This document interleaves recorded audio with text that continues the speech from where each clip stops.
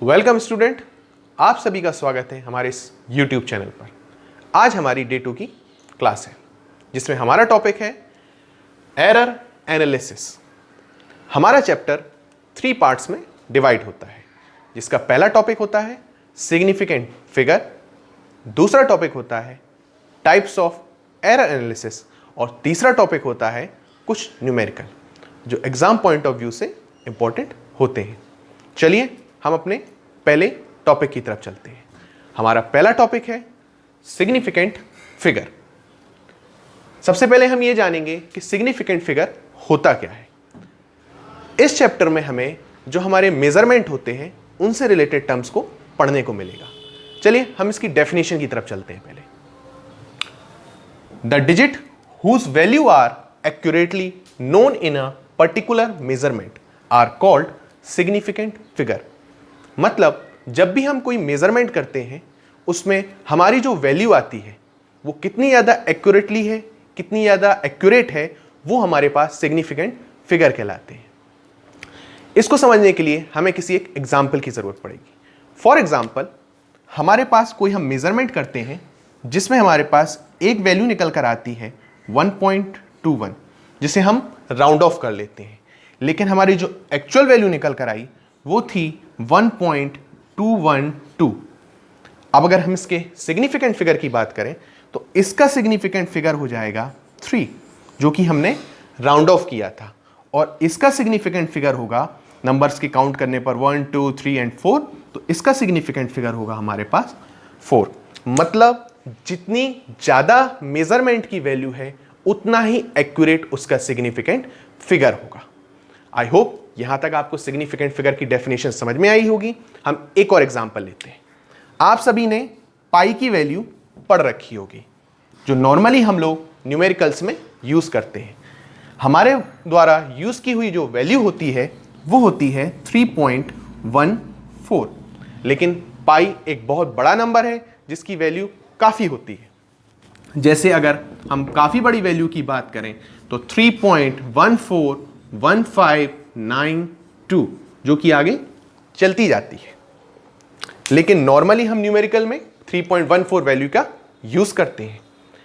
मतलब ये वैल्यू हमने राउंड ऑफ करके ली है।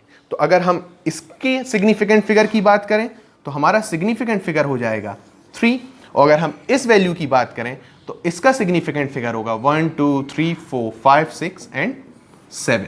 तो इसका हमारा सिग्निफिकेंट फिगर होगा 7। जितनी ज़्यादा बड़ी वैल्यू होगी उतना एक्यूरेट मेजरमेंट होगा। अब हम चलते हैं इसके कुछ रूल्स की तरफ। मतलब सिग्निफिकेंट को पढ़ने के लिए हमें कुछ रूल्स की ज़रूरत पड़ती है। चलिए हम पहले इसको रब करते हैं, कुछ रूल्स को समझने की कोशिश करते हैं। चलिए वैसे हम रब कर लेते हैं। इसको समझने के लिए, सिग्निफिकेंट्स को समझने के लिए हमें सबसे पहले कुछ नंबर्स को समझना पड़ेगा। अगर हम बात करें तो हमारे नंबर्स होते हैं 0, 1, 2, 3, 4, 5, 6, 7, 8 एंड 9। मतलब जितनी भी डिजिट्स का फॉर्मेशन होता है वो इन्हीं नंबर्स के फॉर्म में होता है, इन्हीं नंबर्स से होता है। इसके कोई भी रूल्स नहीं है, आपको कोई भी रूल्स नहीं पढ़ना है।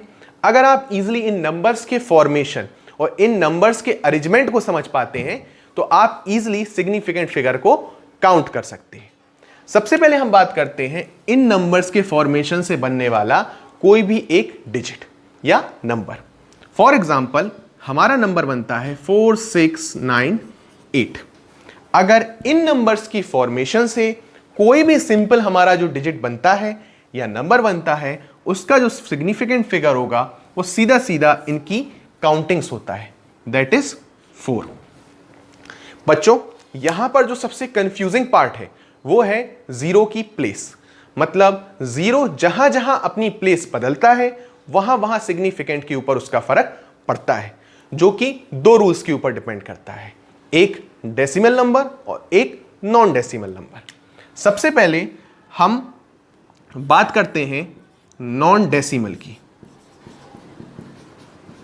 और एक बात करते हैं हम डेसिमल की। इन 2 नंबर से ही आपको इसके सारे रूल्स समझ में आएंगे। फॉर एग्जाम्पल, अगर हम 0 को किन्हीं दो नंबर्स के बीच में रखें तो ये वाले जीरो जो होते हैं हमारे काउंटेबल होंगे, मतलब इसका सिग्निफिकेंट फिगर होगा जो हमारा वो हो जाएगा 4। नेक्स्ट, यदि ये जीरो इन नंबर्स के बाद आए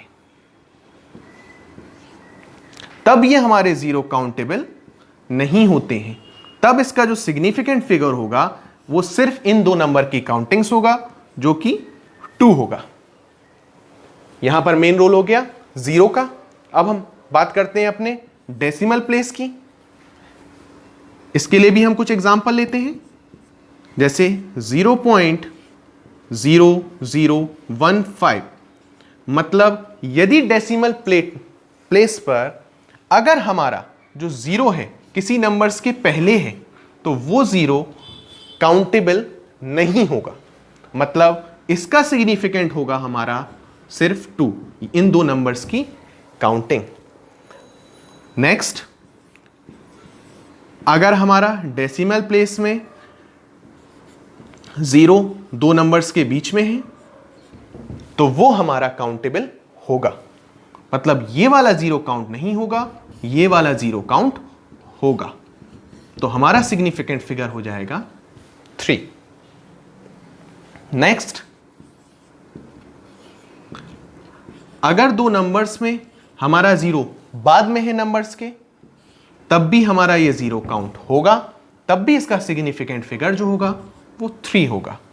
एंड लास्ट इज, अगर हमारी डेसिमल प्लेस कुछ इस तरीके से दे रखी है 41.00, तब भी ये हमारे जीरोस काउंटेबल होते हैं, तब इसका सिग्निफिकेंट फिगर हो जाएगा हमारा 4। मतलब यहां पर जो जीरो की पोजीशन होती है वही डिसाइड करती है कि हमारा सिग्निफिकेंट फिगर क्या होगा। सिंपली डिजिट्स में तो आप इजीली काउंट कर सकते हैं, लेकिन ऑन प्लेस ऑफ जीरो के यहां पर इन्वॉल्व होने से, उसकी प्लेसेस में चेंज होने से सिग्निफिकेंट पर फर्क पड़ता है। इसको हम सिंपली समझने के लिए मैंने आपके सामने कुछ एग्जाम्पल लिख रखे हैं, आप उन एग्जाम्पल्स को देखिए और फाइंड आउट करने की कोशिश कीजिए कि उसका सिग्निफिकेंट फिगर क्या होगा। जैसे हमारे ये एग्जाम्पल्स हमारे सामने दे रखे हैं, मैंने आपको यहां पर 8 एग्जाम्पल दे रखे हैं जिसमें हम इनके सिग्निफिकेंट फिगर फाइंड आउट करने की कोशिश करेंगे।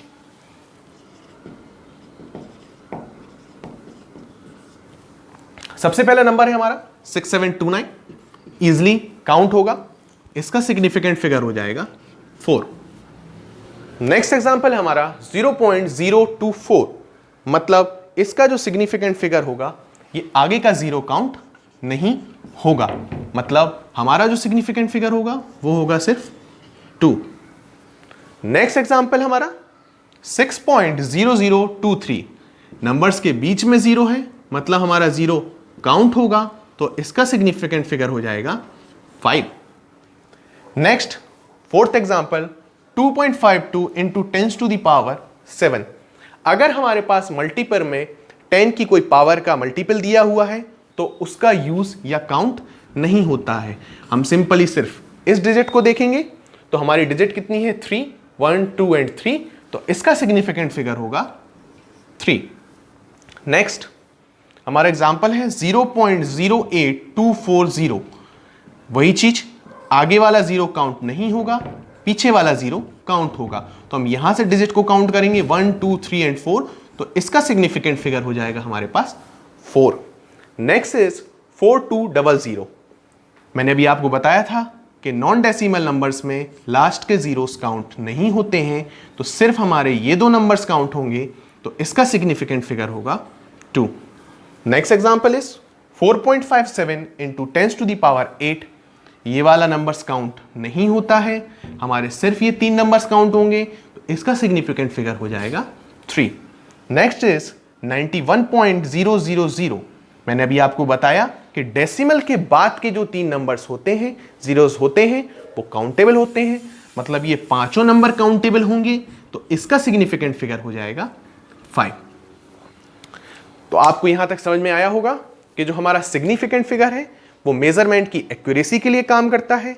सिंपल नंबर के लिए वो सिंपल होता है, मेन रोल यहां पर इसके जीरो का होता है, जो उसकी पोजीशन हमें ये बताती है कि उसका सिग्निफिकेंट फिगर क्या होगा। यहां हमारा सिग्निफिकेंट का टॉपिक खत्म होता है। हम चलते हैं अपने अगले टॉपिक की तरफ। चलिए हम अपने अगले टॉपिक की तरफ चलते हैं, टाइप्स ऑफ एरर। यहां पर हमें 3 तरह के एरर्स पढ़ने को मिलेंगे। पहला होता है हमारा एब्सोल्यूट एरर, दूसरा होता है रिलेटिव एरर और तीसरा होता है परसेंटेज एरर। फिजिक्स में जब भी कोई मेजरमेंट की जाती है वहां पर कुछ ना कुछ एरर्स जरूर निकल कर आते हैं और हमारे पास उस चीज की कोई ट्रू वैल्यू दी होती है। मतलब एरर एनालिसिस का जो मेन यूज है वो हमारे पास मेजरमेंट की हुई वैल्यूज पर होता है। हम एक एग्जांपल लेंगे जिसकी हेल्प से हम तीनों एरर्स को समझने की कोशिश करेंगे। मतलब हम एक ही एग्जांपल की वैल्यूज तीनों एरर्स में पुट करेंगे और उसके सॉल्यूशन पर पहुंचने की कोशिश करेंगे। सबसे पहले हम देखते हैं हमारा एब्सोल्यूट एरर। एब्सोल्यूट एरर हमारा होता क्या है? The difference between true value and the experimental value.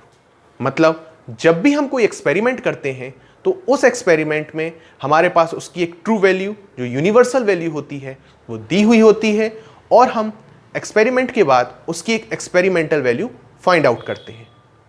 मतलब उस ट्रू वैल्यू और एक्सपेरिमेंटल वैल्यूज के बीच का जो डिफरेंस होता है वो हमारे पास एब्सोल्यूट एरर कहलाता है।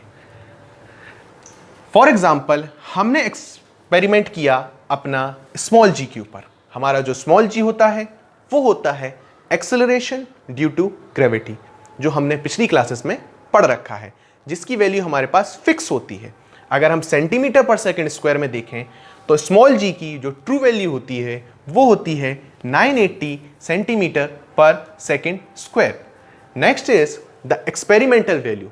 हमने जब उसका एक्सपेरिमेंट किया किसी एपरेटस पर तो हमारी जो वैल्यू निकल कर आई वो आई 945 सेंटीमीटर पर सेकंड स्क्वायर। जब हमने इसे अपने फॉर्मूले में पुट किया तो हमारा फॉर्मूला था जो कि एब्सोल्यूट एरर का true value minus experimental value, जो कि निकल कर आया 980 माइनस 945 इज 35 सेंटीमीटर पर सेकंड स्क्वायर।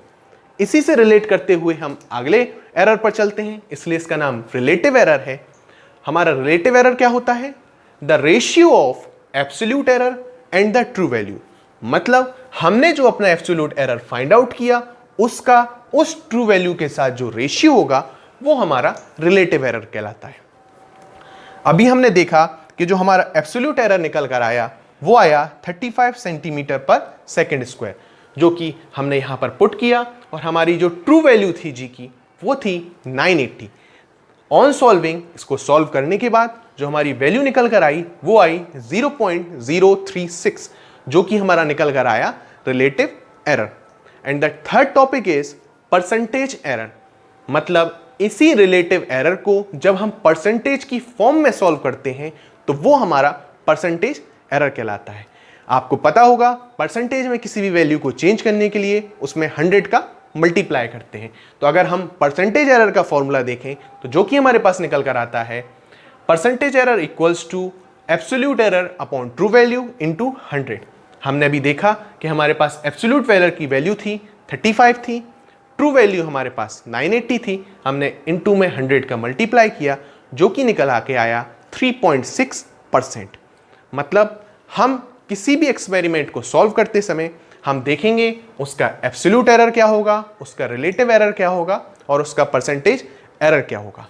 एग्जाम में सबसे ज़्यादा इसी से क्वेश्चंस भी पूछे जाते हैं, जो कि हम अब अपने आगे आने वाले टॉपिक में देख।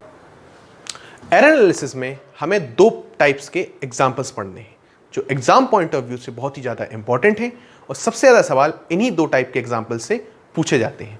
सबसे पहले हम अपना पहला एग्जाम्पल लेते हैं। The length and the breadth of a rectangular object area 25.2 centimetre and 16.8 centimeter and have been measured to an accuracy of 0.1 centimeter. Find the percentage error. मतलब हमें यहाँ न्यूमेरिकल में सबसे पहले ये देखना है कि वो हमसे पूछ क्या रहे हैं। हमें पता चला यहाँ हमें सबसे पहले परसेंटेज एरर फाइंड आउट करना है। मतलब हम लेंथ और ब्रेथ के परसेंटेज एरर को फाइंड आउट करेंगे। हमारा क्वेश्चन कुछ इस प्रकार है कि हमारे पास एक रेक्टेंगुलर ऑब्जेक्ट है जिसकी लेंथ और ब्रेथ हमें दी रखी है और साथ ही उनके बीच की एक्यूरेसी, मतलब यहां पर उनकी लेंथ और ब्रेथ का जो एरर दे रखा है हमें वो 0.1 सेंटीमीटर दे रखा है। हमें total percentage error find out करना है। तो जब हमारे पास लेंथ और ब्रेथ दे रखी होगी तो हम उसके एरिया का परसेंटेज एरर फाइंड आउट करेंगे। सबसे पहले हम देखते हैं कि हमारे पास एरिया ऑफ रेक्टेंगल होता क्या है। तो हमारा जो एरिया ऑफ रेक्टेंगल होता है वो होता है लेंथ इनटू ब्रेथ। अब हम देखेंगे कि हमारे पास गिवन चीजें क्या क्या हैं। तो हमारे पास जो गिवन चीजें दे रखी हैं वो दे रखी है लेंथ, मतलब हमारे पास ट्रू वैल्यू दे रखी है लेंथ की, वो है 25.2 सेंटीमीटर, और ब्रेथ की जो हमारी ट्रू वैल्यू दे रखी है वो हमारे पास दे रखी है 16.8 सेंटीमीटर।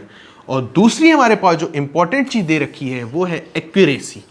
एक्यूरेसी लेंथ और ब्रेथ की, मतलब यदि हम बात करें चेंज इन लेंथ, यहां पर डेल्टा का मतलब चेंज, एरर और डिफरेंस है, मतलब चेंज इन लेंथ और चेंज इन ब्रेथ जो हमें दे रखी है वो दे रखी है 0.1। इन वैल्यूज का यूज हम अपने न्यूमेरिकल में करेंगे। अगर हम बात करें percentage error of A means area, तो जो कि हमारा होगा delta A upon A, change in value upon original value into 100। तो इसी तरीके से इसके आरएचएस पार्ट का भी होगा change in length upon original length into 100। जब भी हम न्यूमेरिकल सॉल्व करते हैं तो बीच में जो मल्टीप्लाई का या डिवाइड का कोई भी साइन होता है वो प्लस के साइन में चेंज हो जाता है। तो हम यहां पर इसको प्लस में कन्वर्ट करेंगे, ये हो जाएगा हमारा change in breadth upon original breadth into 100।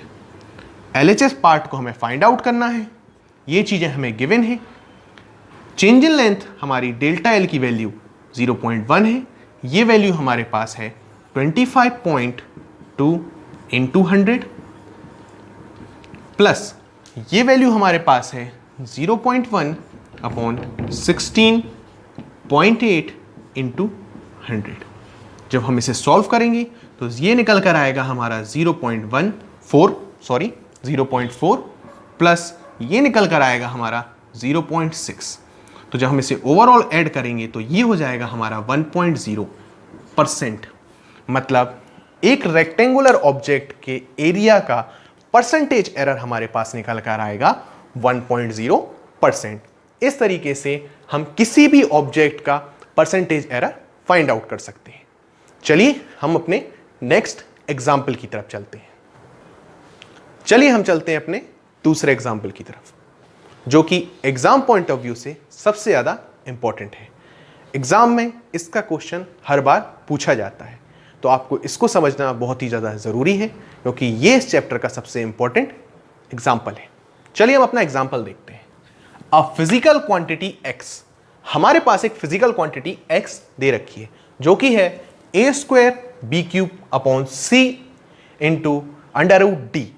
मतलब हमारे पास एक फिजिकल क्वांटिटी सामने x दे रखी है जिसकी वैल्यू a, b, c और d के फॉर्म में दे रखी है। हमें साथ ही a, b, c और d का परसेंटेज एरर भी दे रखा है। हमें क्या फाइंड करना है? हमें यहां फाइंड करना है percentage error of x। Percentage error find out करने के लिए हमने पीछे पढ़ रखा है, हमारे पास उसका फॉर्मूला हमने पीछे टाइप्स ऑफ परसेंटेज एरर में पढ़ रखा है। हमारे पास परसेंटेज एरर का जो फॉर्मूला होता है वो होता है परसेंटेज एरर ऑफ x, जो कि हमें निकालना है, जो कि डिपेंड करेगा हमारे इस फिजिकल क्वांटिटी के रिलेशन पर। इसमें जो सबसे ज़्यादा समझने वाली बात होती है, मैंने आपको पिछले एग्जाम्पल में बताया कि भली बीच में मल्टीप्लाई या डिवाइड का साइन हो वो सब प्लस में कन्वर्ट होता है, और यहां पर जो हमें चेंज वैल्यू दी है वो दी है पावर्स। तो इसको करने के तरीके में क्या होता है बच्चों कि जो पावर्स होती है वो आगे आ जाती है। हम पहले इसको लिख लेते हैं, percentage error of A plus, मैंने आपको बताया था कि जो हमारा परसेंटेज एरर है वो ऐड होता जाता है। Percentage error of B plus percentage error of C plus percentage error of D।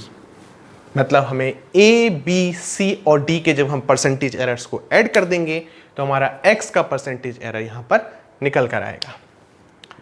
अब हमें सबसे ज्यादा ध्यान क्या देना है? A का परसेंटेज एरर। A पर यहां पर पावर 2 है, तो जब भी कोई पावर्स दी रखी होती हैं वो आगे उसके मल्टीपल में आ जाती हैं। जैसे 2 into percentage error of A plus B की पावर दे रखी है यहां पर 3, तो 3 पावर आगे मल्टीप्लाई में आएगी, तो 3 into percentage error of B।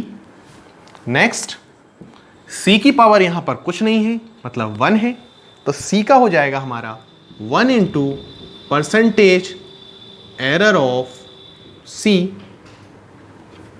Plus D पर अंडर रूट चढ़ा है। आप जानते हैं अंडर रूट का मतलब होता है पावर 1/2, तो ये हो जाएगा हमारा 1/2 into percentage error of D।